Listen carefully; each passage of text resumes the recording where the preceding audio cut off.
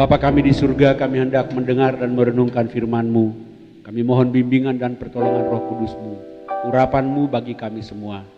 Urapilah hamba-Mu ini, pengetahuan, pengalaman, talenta, semua yang telah Engkau berikan bagi hamba-Mu ini, pakailah itu untuk menjadi saluran untuk berbicara kepada umat-Mu. Urapilah umat-Mu untuk mendengar dengan baik, untuk mengerti, dan untuk memberlakukan firman-Mu dalam hidup sehari-hari. Biarlah kami berbahagia karena kami memelihara firman-Mu. Bersabdalah ya Tuhan, kami siap mendengar, memelihara firman-Mu. Dalam nama Tuhan Yesus Kristus kami berdoa. Amin. Silakan duduk. Shalom. Selamat siang. Masih pagi ya? Saya siang atau malam bergantung dari makan. Kalau belum makan siang masih namanya pagi. Jadi kalau makan siang jam 2, jam 1 pun masih selamat pagi saya gitu. Mari kita buka kitab Kejadian. Kejadian pasal 22. Kejadian 22 ayat 14 saja. Kita baca ayat 14, tapi dalam penguraian saya akan menguraikan tidak hanya ayat 14. Kejadian 22 ayat 14. Dan Abraham menamai tempat itu Tuhan menyediakan. Sebab itu sampai sekarang dikatakan orang, di atas gunung Tuhan akan disediakan. Salah satu gelar yang dikenakan untuk Tuhan ialah Tuhan menyediakan. Tahu nggak bahasa Ibraninya?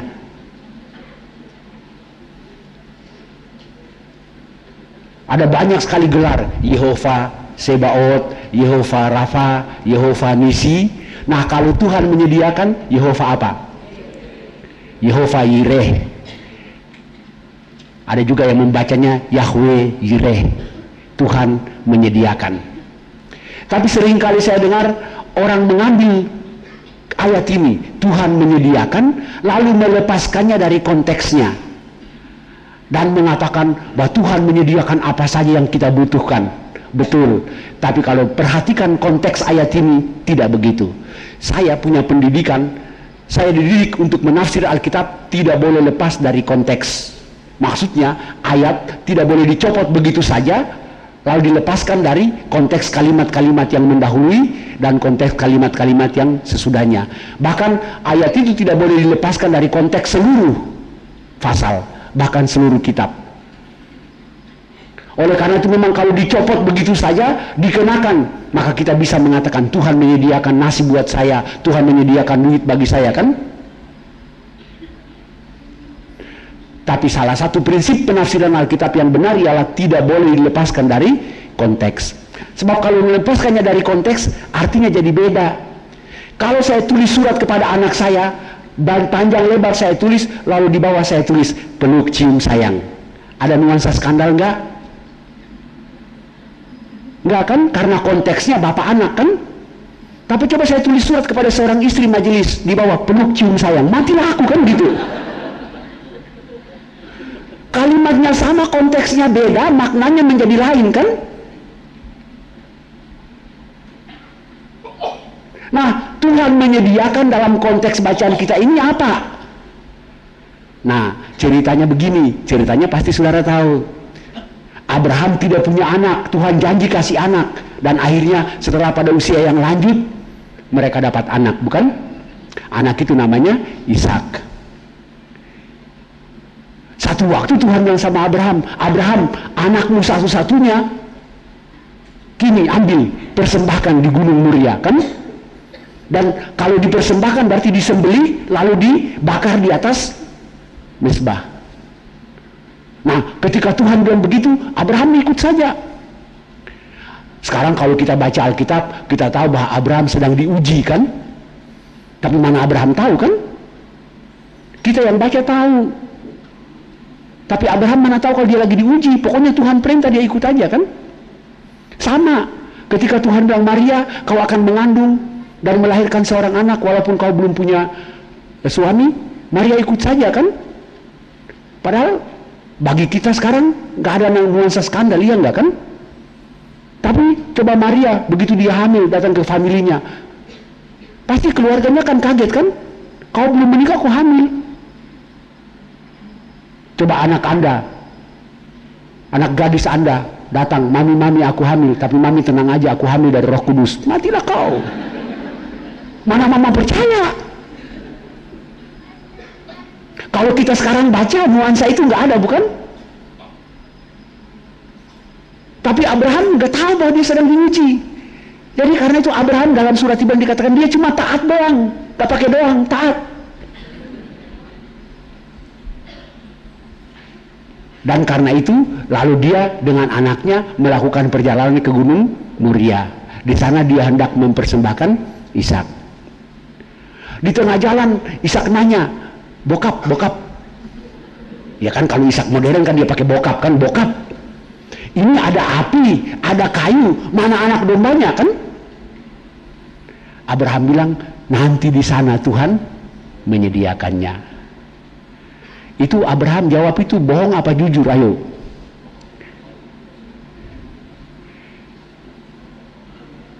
Ayo, sekarang saya tanya, Tuhan sudah tahu bahwa Abraham mau Tuhan sudah tahu.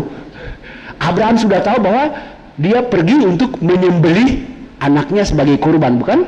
Sekarang anak itu nanya, bokap, ada api, ada kayu, mana dombanya? Kalau Abraham jujur, dia jawab apa? Ayo, siap-siap aja lo, gue mau potong lo, kan gitu.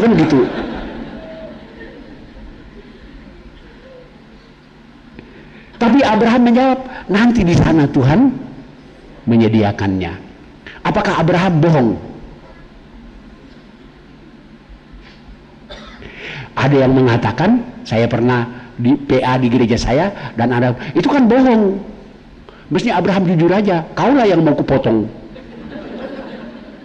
Siap-siap aja kau kan. Tapi ada yang mengatakan, ketika Abraham mengatakan, ayat berapakah itu? 8. Ya, ayat 7. Lalu berkatalah Ishak kepada Abraham ayahnya, Bapa. Kan di sini pakai Bapa kan?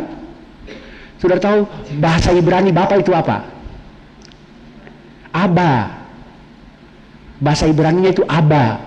Sampai di Betawi jadi Babe. Lalu anak remaja modern diubah lagi menjadi bokap kan? Jadi Aba, Babe, bokap gitu.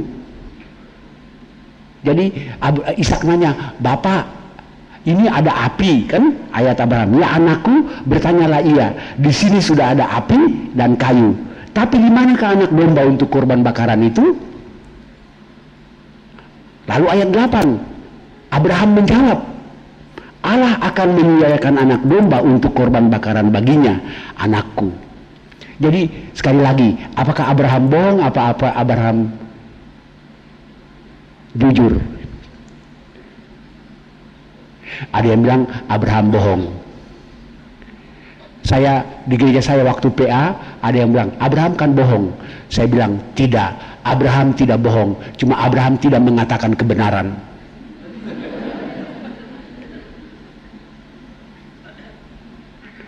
Ada beda antara bohong dan tidak mengatakan kebenaran, ya enggak? Coba saudara renung, sama enggak bohong dan tidak mengatakan kebenaran? Ayo.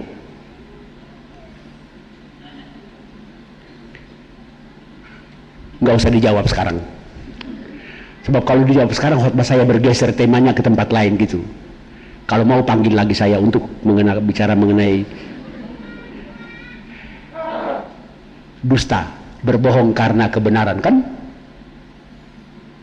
Tapi sebenarnya ketika Abraham mengatakan Tuhan akan menyediakan di sana, dengan Abraham mengungkapkannya itu sebenarnya dari lubuk hati yang terdalam. Jadi seorang penafsir bilang begini, pasti Abraham bilang Tuhan akan menyediakan, ya.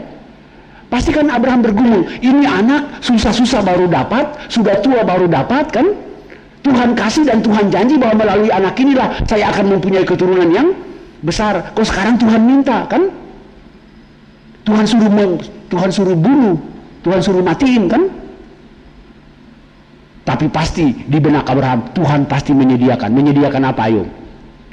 Banyak kemungkinan Tuhan bisa menyediakan anak domba, Tuhan juga bisa menyediakan anak yang kedua, kan? Bunuh yang satu, Tuhan bisa kasih yang satu lagi. Padahal Abraham tidak tahu sama sekali jalan pikiran Tuhan. Kita yang baca sekarang tahu, kan? Tapi Abraham tidak tahu. Dan akhirnya setelah sampai di atas gunung Moria, lalu Abraham mengambil Ishak, diikat, lalu mau disembelih. Alkitab juga tidak menjelaskan apakah Ishak itu merontak apa enggak. Alkitab juga tidak menjelaskan apakah Abraham bilang, bokap kok tega banget, kan gitu. Tidak, karena itu bukan fokus yang mau diceritakan oleh Alkitab. Alkitab hanya mengatakan ketika Ishak mau disembelih, saat itu ada suara dari langit dan berkata, Abraham, jangan. Dia ini anak perjanjian. Tapi sekarang aku sudah tahu bahwa engkau rela mengorbankan yang terbaik. Dan kemudian Tuhan menunjukkan kepada Abraham ada domba yang disemak-semakkan, dan domba itulah yang disembelih bagi Tuhan. Kalau ceritanya saudara tahu, bukan? Nah, setelah selesai domba itu disembelih dan dipersembahkan kepada Tuhan, baru Abraham menamakan tempat itu Yehovah Yireh, Tuhan menyediakan. Jadi waktu masih dalam perjalanan, Ishak nanya, mana dombanya? Ada api, ada kayu, mana dombanya? Abraham mengatakan Tuhan akan menyediakan. Tapi itu baru jawaban, belum berupa nama, bukan? Nanti nama Yehovah Yireh diberikan kepada tempat itu setelah selesai upacara penyembahan, persembahan domba itu. Tuhan menyediakan, Yehovah Yireh. Nah, yang saya maksud sekarang ialah kalimat Tuhan menyediakan, ungkapan gelar Yehovah Yireh ini konteksnya apa?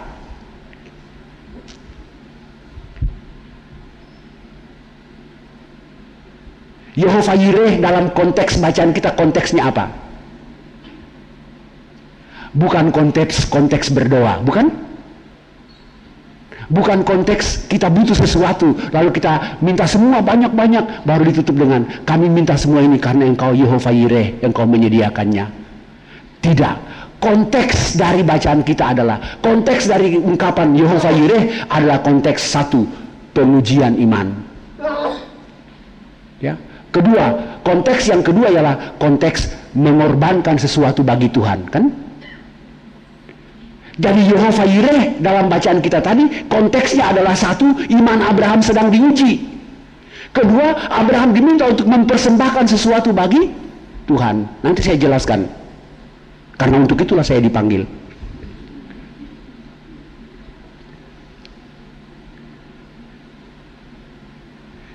Konteksnya adalah menguji. Jadi pertama, konteksnya adalah konteks menguji iman. Tuhan sedang menguji iman Abraham. Dan ujian itu menempatkan Abraham pada posisi yang sulit. Posisi untuk mengorbankan, ya. Ini catatan tambahan saja, ya. Dalam bahasa Indonesia sekarang, dalam terjemahan Alkitab terbaru, ada beda antara mengorbankan dan mengurbankan. Korban dan kurban sama enggak? Korban dan kurban dalam bahasa Indonesia tidak sama.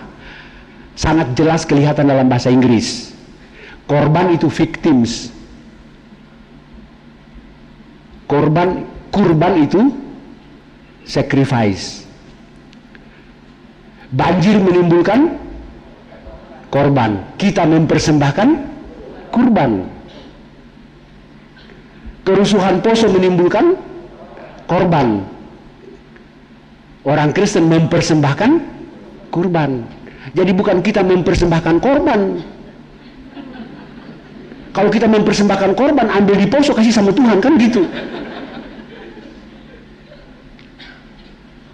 Dalam Alkitab terjemahan sekarang belum terlihat beda antara korban dan kurban, tapi dalam terjemahan baru yang sedang dikerjakan akan terlihat beda antara korban dan kurban. Gitu. Jadi Apa perbedaan, apa persamaan korban dan kurban? Persamaannya apa?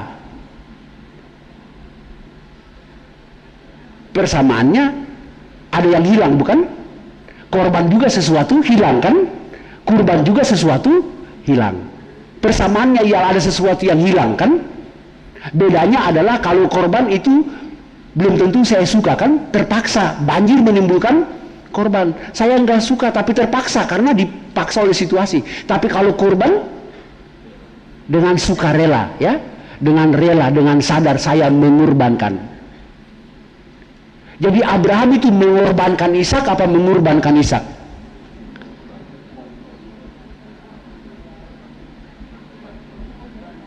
Ya, kalau Abraham itu mengorbankan, artinya ya apa boleh buat, Tuhan perintah sih. Tapi Abraham dengan sadar dan dengan rela melakukannya, berarti dia dengan sadar rela kehilangan anaknya, bukan? Dia rela memberi yang terbaik. Dia rela memberi yang terindah dalam hidupnya, yang didapat dengan susah, kan? Tapi dia rela untuk mengorbankannya. Dan itulah yang menempatkan Abraham dalam ketegangan. Abraham berada pada ketegangan antara sungguh-sungguh mencintai anak itu atau mencintai Tuhan. Dan keputusan Abraham ialah menomorsatukan Tuhan. Dan itulah kurban yang sesungguhnya. Dan oleh karena itu ketika Abraham harus memilih antara mengasihi Ishak anaknya dan mengasihi Tuhan, maka Abraham menempatkan Tuhan sebagai nomor satu. Dan itu sebenarnya ujian bagi Abraham. Dan ternyata Abraham lulus ujian itu. Lalu Tuhan menyediakan domba untuk pengganti Ishak. Dan karena sudah ada domba yang disediakan Tuhan untuk mengganti Ishak, maka Abraham menamakan tempat itu Tuhan menyediakan. Yahweh atau Yehova Yireh, Tuhan menyediakan. Nah, pertanyaan yang harus kita renungkan sekarang ialah seperti yang saya katakan konteks kedua. Tuhan menyediakan dalam rangka apa? Dalam rangka sesuatu yang dipersembahkan untuk Tuhan. Jadi yang Tuhan sediakan ini untuk siapa? Nangkap nggak maksud saya? Kadang-kadang jawabannya jelas, pertanyaannya yang susah, ya.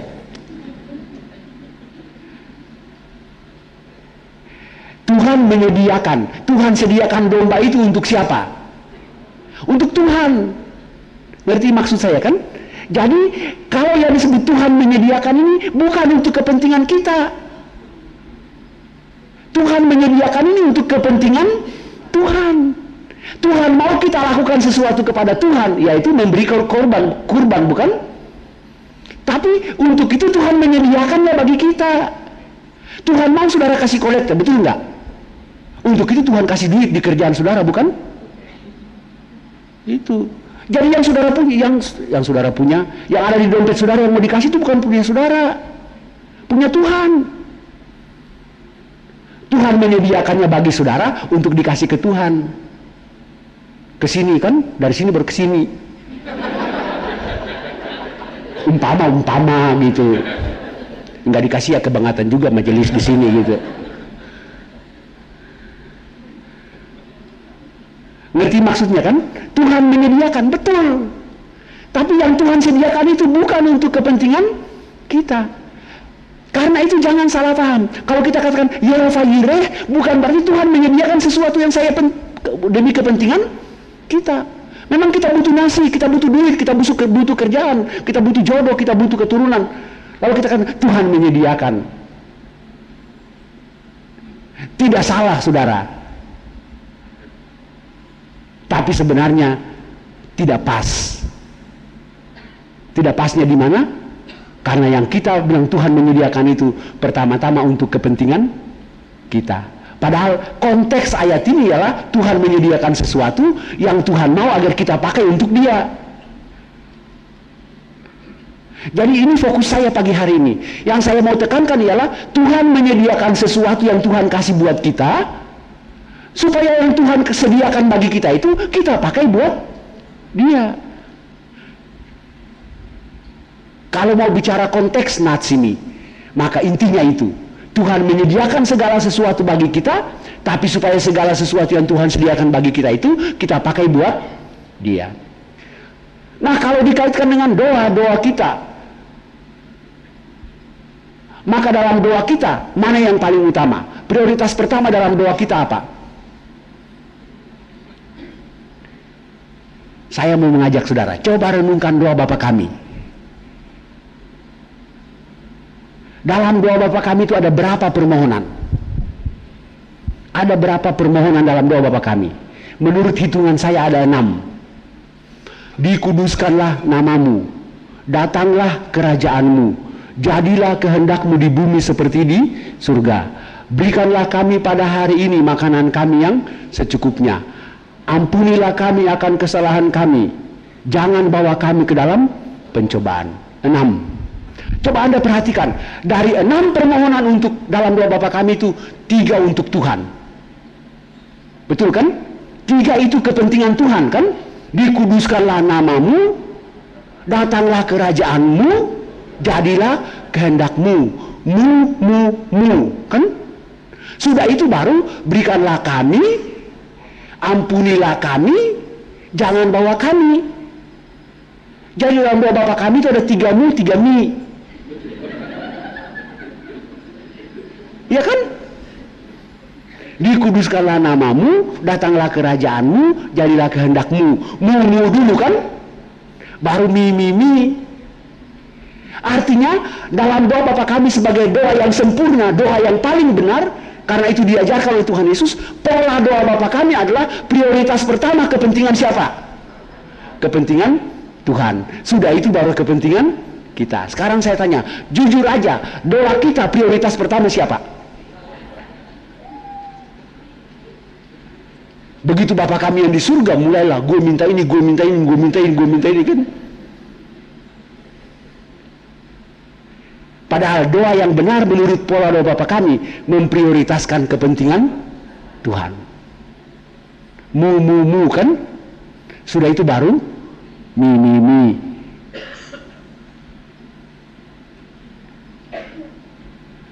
Jadi dalam hal berdoa pun, dalam permintaan kita kepada Tuhan, kita harus memprioritaskan kepentingan Tuhan. Mengapa? Sebab dengan memprioritaskan kepentingan Tuhan, nanti Tuhan memprioritaskan kepentingan kita. Lalu yang kita punya pun 3 kan? Berikanlah kami pada hari ini makanan kami yang secukupnya. Ampunilah kami akan kesalahan kami, jangan bawa kami ke dalam pencobaan. Dari 3 yang untuk kita itu, 3 mimi itu, berapa jasmani, berapa rohani?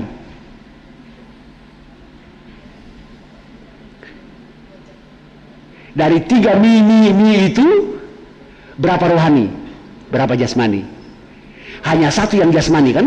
Berikanlah kami pada hari ini. Sementara yang rohani, ampuni kami akan kesalahan kami, jangan bawa kami ke dalam pencobaan. Artinya apa? Dalam berdoa juga kita memprioritaskan hal-hal yang rohani kan? Bukan hal-hal yang jasmani. Sekali lagi jujur, kalau doa Anda banyakkan jasmaninya apa rohaninya? Ayo.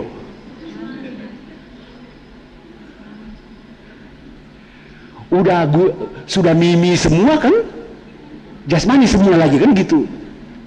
Mulai dari tempe sampai mobil, satu daftar yang panjang sekali.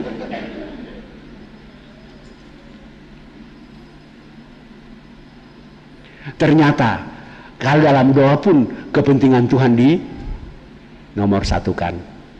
Dan yang kepentingan kita pun yang rohani.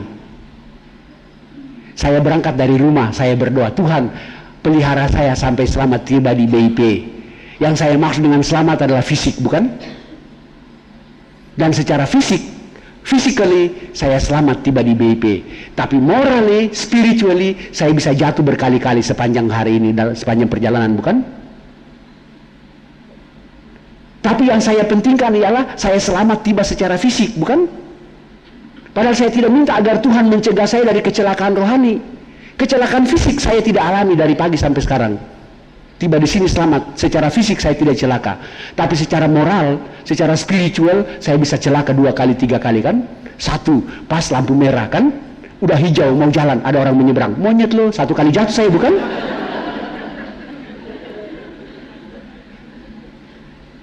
Pas mau belok masuk, ada gadis cantik, aduh cantiknya, 2 kali jatuh bukan. Ngerti maksud saya? Itu umpama, nggak begitu saya tadi.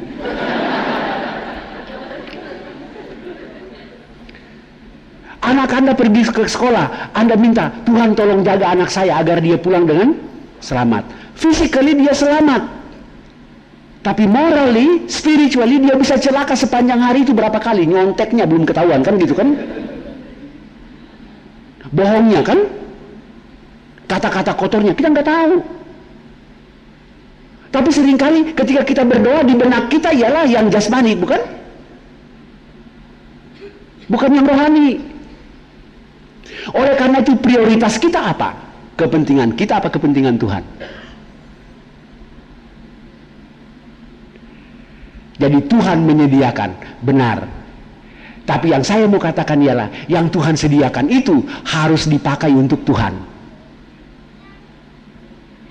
Dengan kata lain, Tuhan menyediakannya untuk siapa? Untuk Tuhan. Bukan Tuhan menyediakannya untuk kita. Contoh yang paling sederhana ialah perpuluhan. Kalau terjemahan Lembaga Alkitab Indonesia, persepuluhan ya, bukan perpuluhan ya. Menurut bahasa Indonesia yang baik, persepuluhan atau perpuluhan, ayo. Persepuluhan, maksudnya persepuluh kan? Kalau perpuluhan itu bukan 10% saudara, berpuluh-puluh persen yang saudara mesti kasih gitu. Makanya sebelum saudara baca perjanjian lama, persepuluhan bukan perpuluhan. Kadang-kadang bahasa Indonesia juga susah-susah gampang kan? Korban sama kurban kan? Menurut bahasa Indonesia yang benar, bukan sorga, tapi surga. Karena lawannya dunia kan, surga dunia, surga bumi.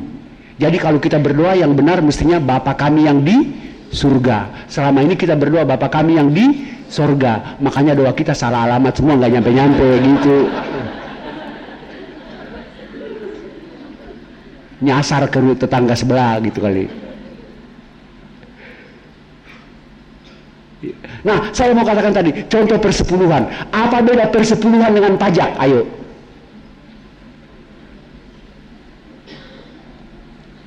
Apa beda persepuluhan dengan pajak? Kalau pajak, Anda sudah bayar, itu hak negara, bukan? Yang sisa 85%, kan? Itu negara nggak campur lagi, kan? Itu urusan saya mau buang di got, saya makan apa ke, negara tidak urus, bukan? Itulah pajak. Perpuluhan bukan pajak. Dalam artian begini, saudara sudah kasih 1/10 buat Tuhan, lalu seolah-olah 90% itu gue mau bikin apa ke Tuhan, bukan campur, Tuhan tidak boleh campur lagi. Salah. Saudara kasih 1/10 buat Tuhan, tapi Tuhan mau yang 90 juga saudara pakai untuk Tuhan. Caranya apa? Beli nasi makan supaya apa? Supaya kenyang supaya apa? Ke gereja kan? Ngerti nggak maksud saya kan? Saudara kasih 1/10 untuk Tuhan, tinggal 90 kan? 90 saudara beli baju, buat apa? Ke gereja kan? Jadi ujung-ujungnya berapa untuk Tuhan? 1/10 apa 100? 100. Bukan cuma 10 yang untuk Tuhan. Cuma 10-nya langsung kan? 90-nya tidak langsung. Mana yang susah? Yang 10 untuk Tuhan langsung atau yang 90 yang lewat kita? Ayo. Yang bisa nyasar maksud saya, ayo. Seringkali orang ketat dengan perpuluhan. Saya tidak anti persepuluhan. Tapi yang saya mau katakan, jangan lupa Tuhan juga mau ketat dengan 90 yang saudara pegang.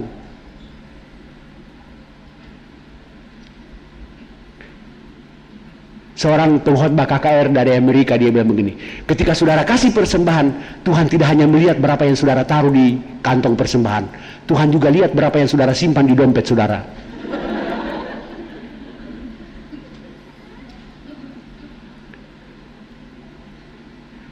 Jadi kalau saudara mengerti itu, bahwa yang kita kasih ke Tuhan itu bukan cuma 10 kan? 10%-nya, bukan 1/10 yang kita kasih. Seharusnya yang kita kasih ke Tuhan adalah 100%. Karena Tuhan menyediakan semuanya bagi kita kan? Supaya kita pakai untuk Tuhan. Jadi berapapun yang saudara sudah kasih dan berapapun yang kita bawa pulang, kita harus pakai untuk Tuhan. Baru benar kita bisa mengatakan, saya kasih ini semua karena Yehova Yireh kan? Karena Tuhan yang menyediakannya.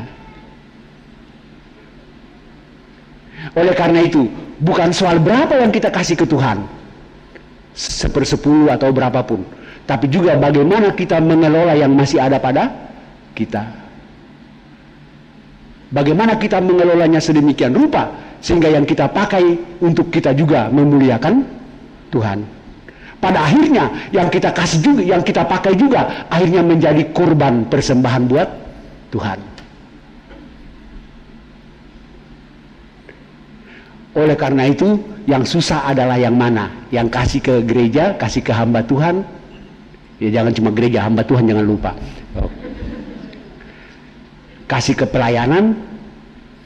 Tapi yang susah kita kelola yang mana, ayo? Ya, yang kita bawa pulang itu kan, yang buat beli nasi, buat beli baju, buat beli mobil, buat nyekolahin anak, buat beli koran, ya.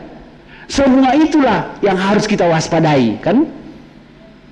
Agar pada akhirnya semuanya itu untuk Tuhan. Karena kalau saudara mengaku bahwa semua yang ada pada saudara itu Tuhan punya, kan? Semua yang ada pada saudara itu Tuhan sediakan.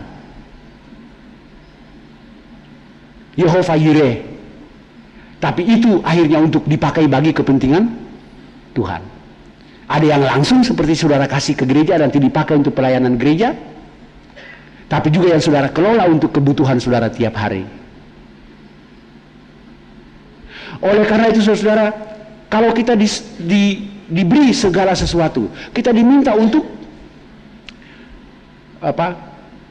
mempergunakannya dengan baik. Oleh karena itu juga prioritas kita sekali lagi adalah prioritas untuk kepentingan Tuhan, termasuk yang jasmani sekalipun. Secara jasmani Tuhan janjikan apa buat kita? Begini maksud saya, seringkali kita lupa bahwa yang ada pada kita itu kepunyaan Tuhan. Dan kita sangka bahwa kita boleh pakai suka-suka kita, kan?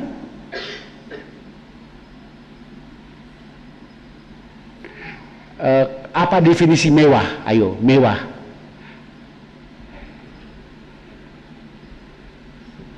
Atau ya kembali lagi, bikin pertanyaannya susah, jawabannya gampang ya. Tapi kayaknya dari tadi saya tanya, saya jawab sendiri ya.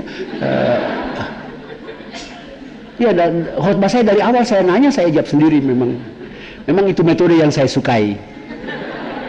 Saya mengajar ilmu berkhotbah di STT Jakarta ya. Jadi saya ini mengajar di program S2 di STT Jakarta, mengajar ilmu berkhotbah. Dan salah satu metode dalam teori ilmu berkhotbah, salah satu metode adalah metode tanya jawab ya. Pengkhotbah bertanya lalu dia jawab sendiri. Jadi sepanjang khotbahnya itu dia tanya, dia jawab sampai dia bosan sendiri gitu. Dan metode itu yang saya pakai dari tadi kan, coba perhatikan, dari tadi saya tanya, saya jawab sendiri. Dalam hal materi, Tuhan janjikan apa buat kita? Kecukupan kan? Makanya dalam doa Bapa kami kita disuruh berdoa bagaimana? Berikanlah kami pada hari ini makanan kami yang banyak-banyak sampai makan gak habis-habis, kan gitu.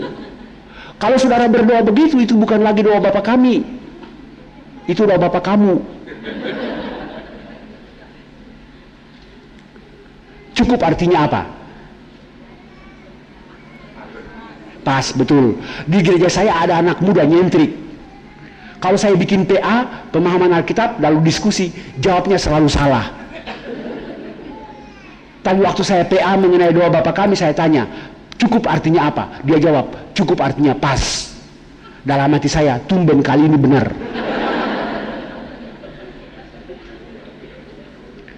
Terus saya tanya lagi, pas artinya apa? Dia jawab, Pas artinya apa pendeta? Pas mau makan ada nasi. Pas mau beli mobil ada duit. Pas mau ke luar negeri ada tiket kan? Salah lagi.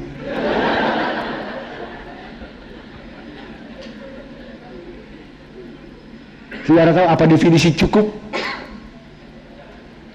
Ya pas, tidak lebih, tidak kurang. Tapi sebenarnya itu bukan definisi etika. Definisi teologi dari cukup ialah sesuai kebutuhan. Cukup artinya sesuai dengan kebutuhan. Jadi kalau tinggi badan saya 1,75 meter, 1,75 cm, 1,75 cm mau begini aja saya kan gitu.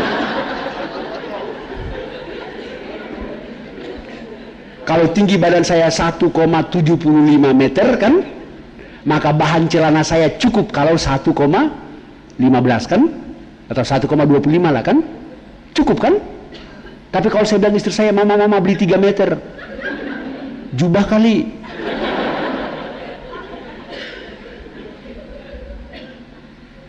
Jadi kalau perut saya isinya 2 piring, cukup artinya makanlah 2 piring. Jadi cukup berarti sesuai kebutuhan. Mewah berarti melebihi kebutuhan.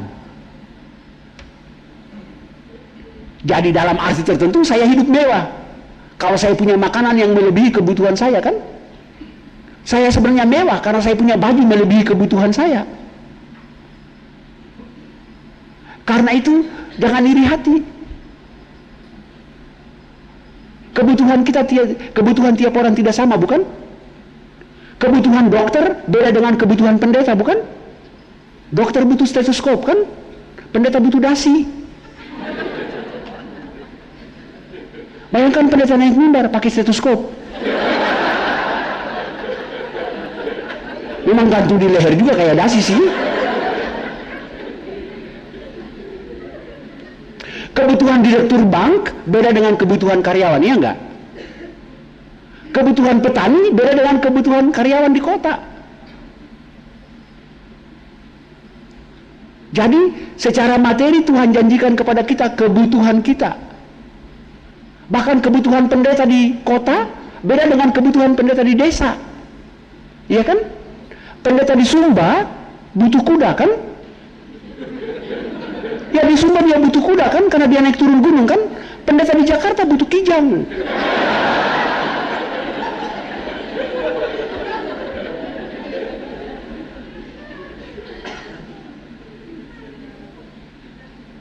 Dan sebenarnya yang Tuhan sediakan bagi kita kebutuhan kan, cuma seringkali kata pendeta Eka Dharma Putra dan pendeta Spurgeon bahwa yang seringkali kita cari dalam kehidupan kita bukan kebutuhan tapi keinginan. Ada beda antara kebutuhan dan keinginan. Sebagai pendeta di Jakarta saya butuh kijang, bukan? Saya butuh mobil, bukan? Dan untuk seorang pendeta di Jakarta sebuah kijang cukup, bukan?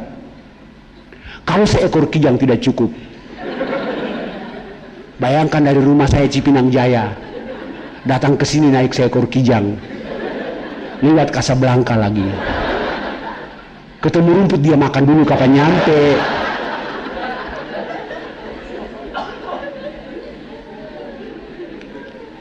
Tapi kalau saya bilang, Tuhan, mengapa engkau tidak memberi aku sebuah tiger? Tiger sama kijang kan galakan tiger, ya enggak? Maka tiger itu kebutuhan ataukah keinginan pendeta Raprap? Keinginan. Maka sekalipun Tuhan kasih kijang, kalau selama pendeta Raprap inginkan tiger, maka bagi pendeta Raprap kijang tidak cukup. Dan akhirnya pendeta Raprap bilang, Tuhan tidak menyediakan kijang bagi saya kan? Tuhan tidak menyediakan mobil bagi saya. Padahal Tuhan sudah sediakan Yehova Yireh tapi kijang kan?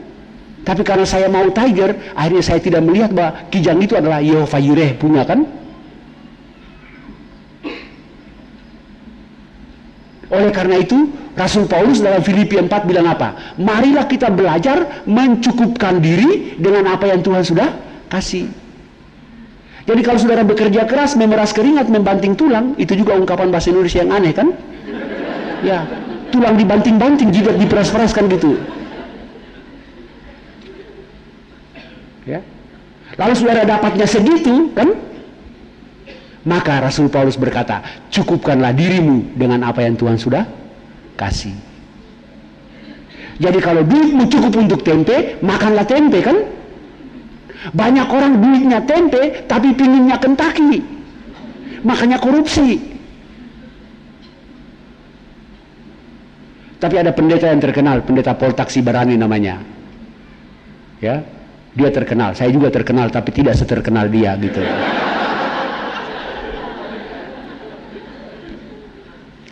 Pendeta Poltak itu bilang gini, gimana kalau duitmu tempe, pinginnya Kentucky, ayo.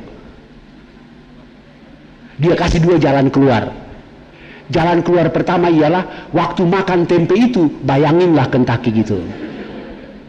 Tapi jalan keluar kedua yang paling bagus adalah, bawalah tempe itu di restoran Kentucky dan makanlah di sana. Baunya bau Kentucky, ya enggak?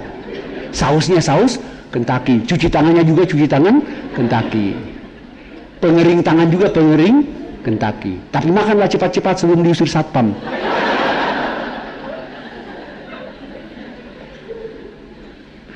Tapi apa maksud pendeta Poltak dengan ungkapan yang lucu itu? Maksudnya ialah, kalau kita belajar mencukupkan diri dengan apa yang Tuhan kasih, maka Tuhan akan kasih kita wisdom. Tuhan akan kasih kita hikmat sehingga kita bisa mengatur sedemikian rupa sehingga apa yang kelihatannya tidak cukup menjadi cukup. Itulah sebabnya konsep mujizat secara teologi ada 2. Kita seringkali terpaku pada konsep mujizat yang pertama. Konsep mujizat yang lazim ialah, di tangan saya ada tempe, Tuhan lakukanlah mujizat dengan tempe ini, amin, kan? Maka tempe di tangan saya berubah menjadi Kentucky.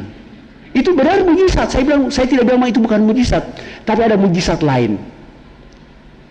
Konsep mujizat kedua yang seringkali kita kurang perhatikan. Di tangan saya ada tempe, di hati saya ada Kentucky. Ngerti maksud saya kan?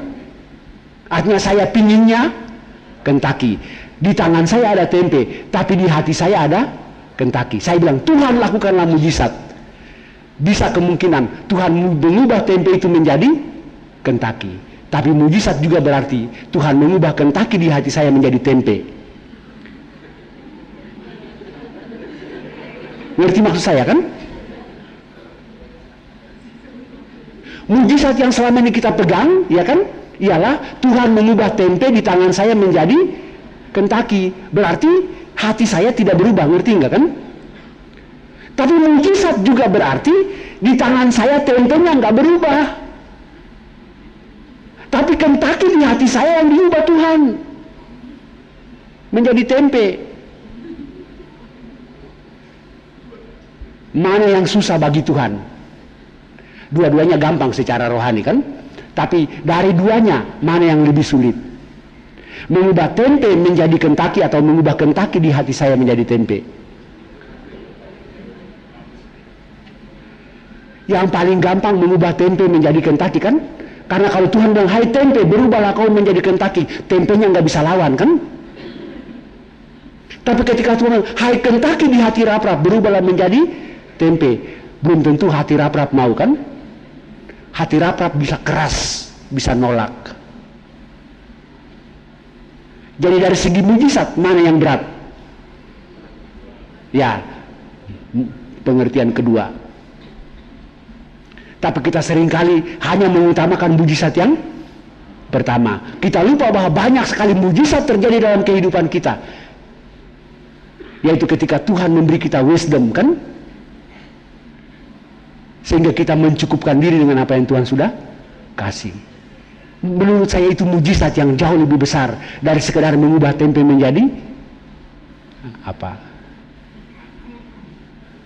Saksang. Dari tadi Kentucky menunggu, sekali-sekali saksang, kenapa sih?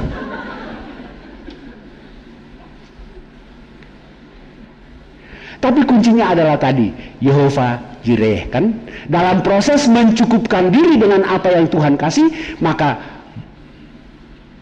guidance dasarnya ialah Kalau kita terima itu sebagai Yehova Yireh kan, dan dengan sadar kita mau pakai semuanya untuk Tuhan kan. Karena itu apapun yang saudara punya, Yehova Yireh. Kalau Yehova Yireh konteksnya adalah pakailah untuk Tuhan, langsung maupun tidak langsung. Amin. Mari kita berdoa. Bapa di surga, terima kasih karena kami sudah mendengar firman-Mu. Engkau telah menyertai hamba-Mu untuk menguraikan kebenaran firman-Mu. Urapilah kami semua agar kami menjadi rendah hati, merasa hina di hadapan Tuhan, supaya di dalam kehinaan kamilah ketika kami menghadapi persoalan dan membutuhkan pertolongan, kami berseru kepada Tuhan dalam keyakinan bahwa Tuhan penuh dengan kasih setia, nama Tuhan dan janji Tuhan adalah jaminan, sehingga apapun yang kami minta Tuhan pasti menjawab. Dan biarlah kami mengerti bahwa jawaban Tuhan itu adalah yang terbaik, sekalipun tidak selalu sesuai dengan apa yang kami minta. Terima kasih Tuhan. Di dalam nama Tuhan Yesus Kristus kami berdoa. Amin.